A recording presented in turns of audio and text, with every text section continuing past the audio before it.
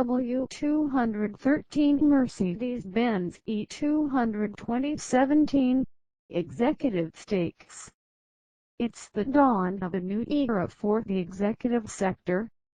As good as W212 Mercedes-Benz E-Class V810 BMW 5 Series was to watch, the battle has drawn on for long enough.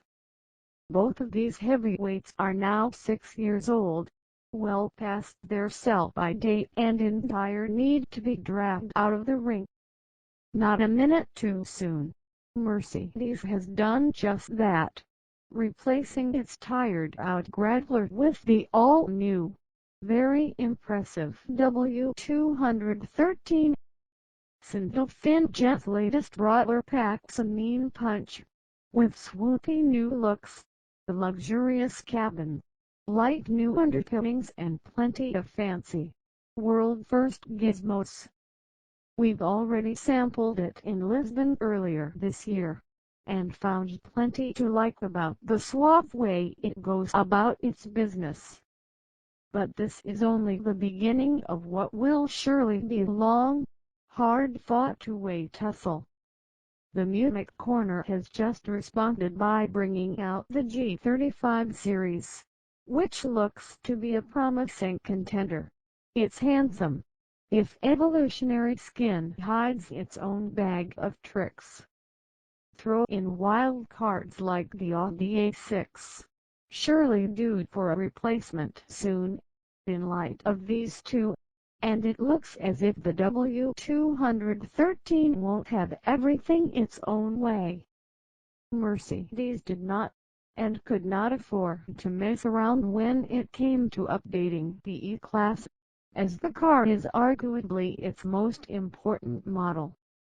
Despite the brand's massive lineup expansion, which includes the recent downward trend with the A-Class, B-Class, CLA and GLA, this executive markup mainstay remains its traditional center.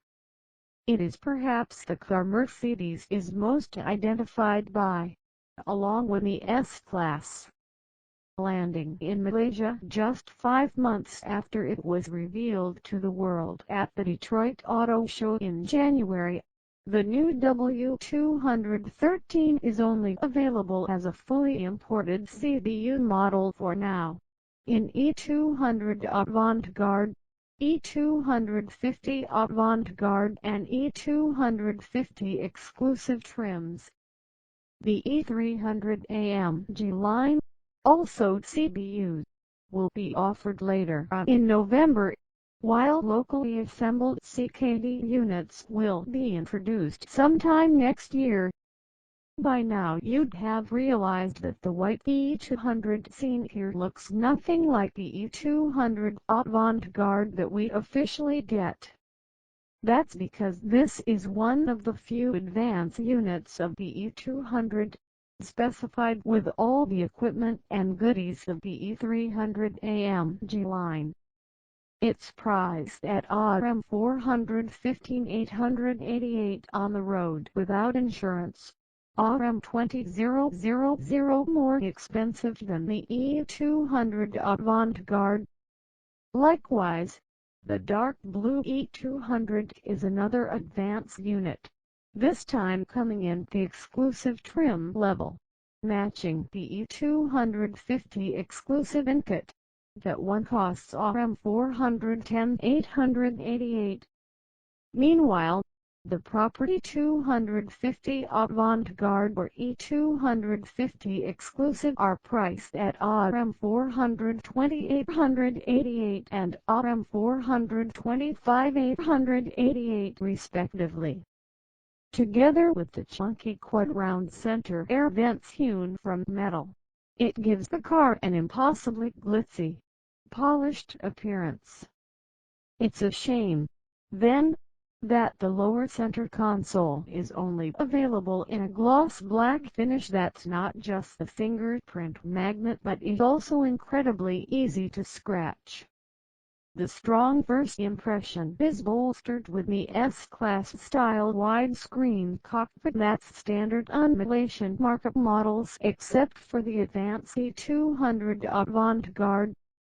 Twin 12.3-inch high-definition displays fill your field of view, and with the seamless glass cover over the entire thing, not even the S-Class has it. The impression is of the massive digital wall that shows all kinds of vehicle-related information.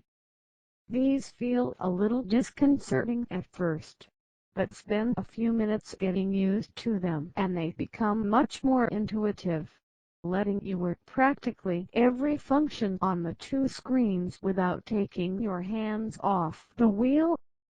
All of this contributes to a distinctly futuristic look and feel, one that will have your fellow passengers oohing and awing as you play with the full suite of toys on board.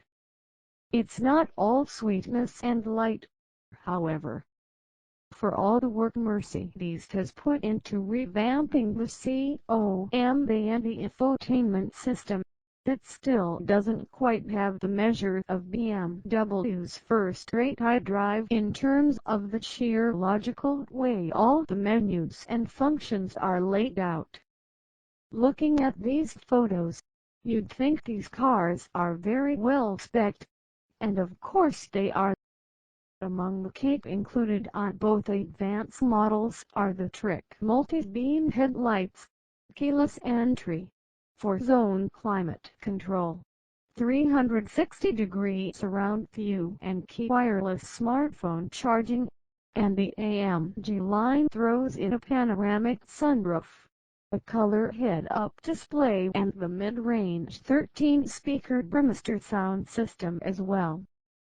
The result is a commodious rear cabin, with lots of legroom and shoulder room, although there's not that much more compared to its predecessor, despite the longer wheelbase.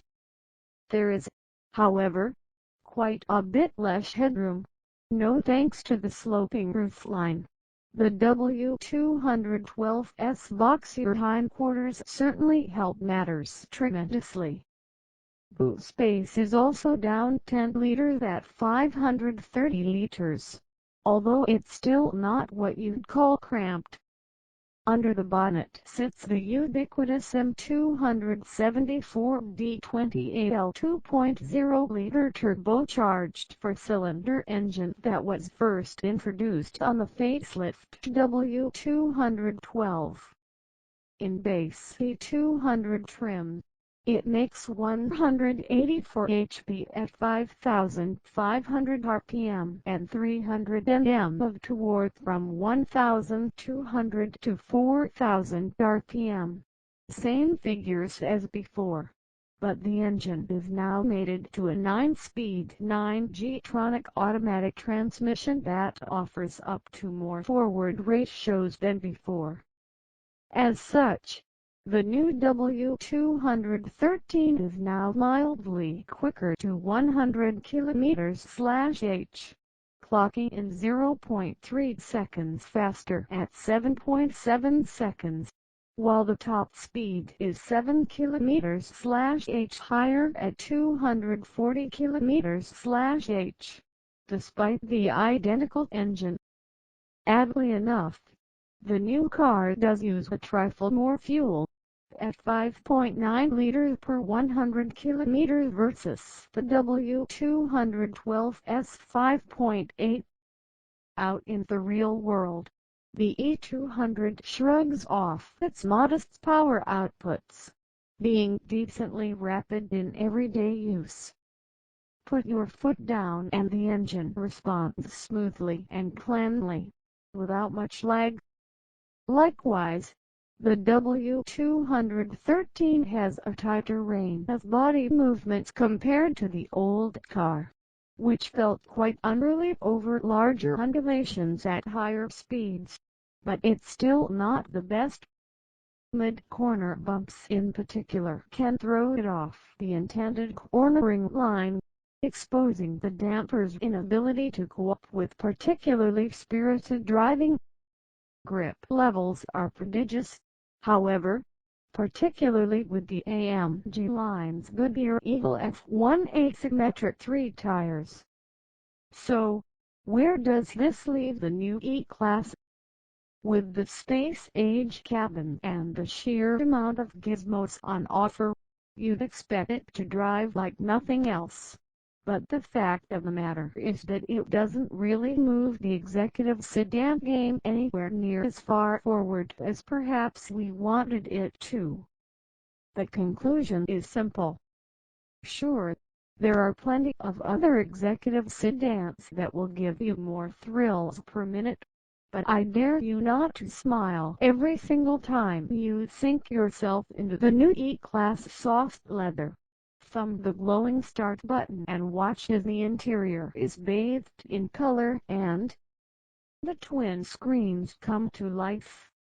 Thank you for W80CHINMGTA China's video. See you next time. Bye bye.